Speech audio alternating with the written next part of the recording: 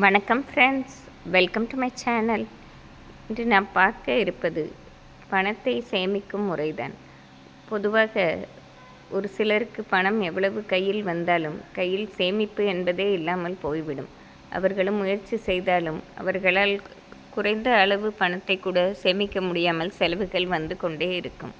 பொதுவாக இந்த காலகட்டங்களில் நமக்காகவும் நம் குழந்தைகளின் எதிர்காலத்திற்காகவும் சேமிப்பு என்பது கட்டாயமான ஒன்றுதான். அந்த சேமிப்பை அதிகப்படுத்த நாம் எளிமையாக வீட்டிலே செய்யும் ஒரு பூஜை முறைதான். இதற்கு நாம் செய்ய வேண்டியது,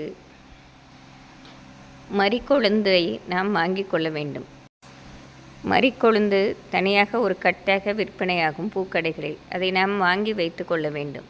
இதை வெள்ளிக்கிழமை தோறும் நாம் மகாலட்சுமி படம் முன்பு கனகதாரா ஸ்தோத்திரம் கூறலாம், அல்லது மகாலட்சுமி அஷ்டகம், மகாலட்சுமி சம்பந்தப்பட்ட பாடல்கள் எதுவாகினாலும் நாம் மனதார வேண்டிக் கொண்டு இந்த மரிக்கொழுந்து கொண்டு நாம் அர்ச்சனை செய்ய வேண்டும். இதை நாம் காலையில் பிரம்ம முகூர்த்தத்தில் செய்வது மிகவும் விசேஷமானதாக இருக்கும். அப்படி முடியாதவர்கள், வயதானவர்களோ அல்லது உடம்பு குறைவுள்ளவர்களோ மாலையில் 6 மணிக்கு மேல் செய்யலாம். இப்படி மனதார வேண்டிக் கொண்டு இந்த மரிக்கொழுந்தால் நம் மகாலட்சுமிக்கு வணங்கும் போது கண்டிப்பாக நம் கையில் பணம் சேமிக்க தொடங்கலாம்.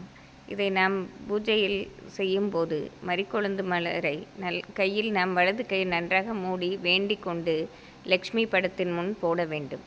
இதை தொடர்ந்து 9 வாரம் வெள்ளிக்கிழமை செய்தாலே நாமே நமக்கு நன்கு உணர முடியும். நம் பணம் நம் வீட்டில் சேருவதை கண்டு அதனால் மனநிறைவும் அடையலாம். இது எளிய பரிகாரம்தான். இதை செய்து பார்த்தாதான் அதன் பலன் நமக்கு நன்கு தெரியும். மரிக்கொழுந்தில் மகாலட்சுமி நிறைந்திருப்பதாகவும் கூறப்படுகிறது. நம் முன்னவர்கள் காலத்தில் சாமிக்கு மரிக்கொழுந்து அதிகமாக உபயோகித்து வந்தார்கள். அதனால் இந்த எளிய பரிகாரத்தை செய்து நம் அனைவரும் பணத்தை சேமித்து மகிழ்ச்சியாக வாழலாம். நன்றி, வணக்கம்.